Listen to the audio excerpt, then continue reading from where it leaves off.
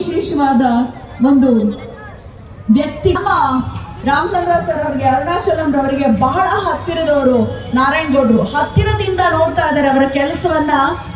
ಕರವೆಯ ಬಗ್ಗೆ ಕೇಳದೆ ಕಾಣದೆ ಯಾವ ವಿಚಾರವನ್ನು ಆಡಲೂಬಾರದು, ಹೇಳಲೂಬಾರದು. ಕಾರಣ ಇವತ್ತು ಕರ್ನಾಟಕದ ಮೂಲೆ ಮೂಲೆಯಲ್ಲಿ 60% ನಾಮಫಲಕಗಳಲ್ಲಿ ಕನ್ನಡ ರಾರಾಜಿಸ್ತಾ ಇದೆ ಅಂದ್ರೆ ಅದಕ್ಕೆ ಕಾರಣ ನಾರಾಯಣಗೌಡರು. ಒಂದು ಜೋರ ಚಪ್ಪಾಳೆ ಬರಲಿ.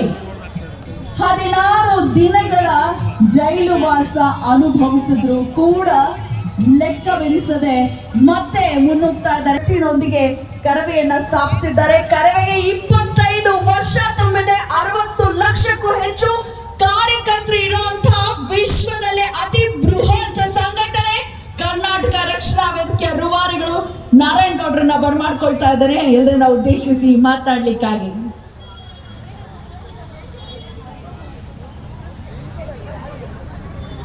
ಹಬ್ಬದ ಶುಭಾಶಯಗಳನ್ನ ಹೇಳ ಈ ಕಾರ್ಯಕ್ರಮದಲ್ಲಿ ಅಂದರೆ ವೇದಿಕೆ ಮೇಲೆ ಉಪಸ್ಥಿತರಿರುವ ಎಲ್ಲರಿಗೂ ಗಣ್ಯರಿಗೆ ವಂದಿಸ್ತಾ, ಈ ರಾಜರಾಜೇಶ್ವರಿ ಕ್ರೀಡಾ ಸಾಂಸ್ಥಿಕ ಸಂಘ 20ನೇ ವರ್ಷವನ್ನು ಯಾವ ರೀತಿ ಆಚರಿಸಿದ್ದಾರೆ ಅನ್ನೋದಕ್ಕಿಂತ ಹೆಚ್ಚಾಗಿ ಒಂದು ಸಂಕ್ರಾಂತಿ ಹಬ್ಬ ಆಗಿರುತ್ತೆ, ಸಂಕ್ರಾಂತಿ ಸಂತೆ ಆಗಿರುತ್ತೆ, ಅದನ್ನು ಬಂದು ಎಲ್ರಿಗೂ ಜ್ಞಾಪಕ ಮಾಡುವಂಥ ಒಂದು ಇವತ್ತಿನ ಕಾರ್ಯಕ್ರಮ 3ನೇ ದಿನದ ಕಾರ್ಯಕ್ರಮ.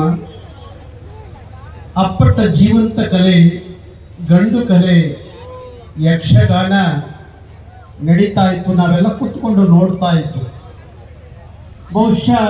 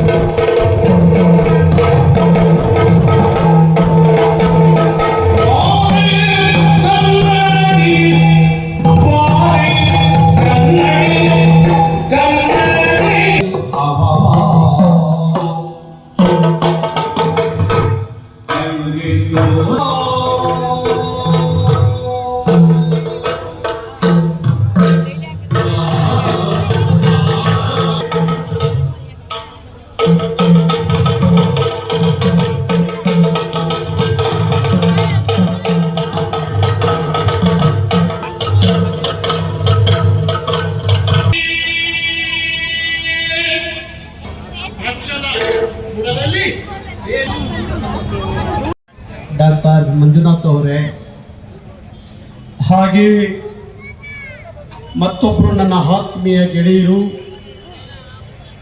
ಬಹುಶಃ ಕಲ್ಯಾಣ ಕರ್ನಾಟಕದಿಂದ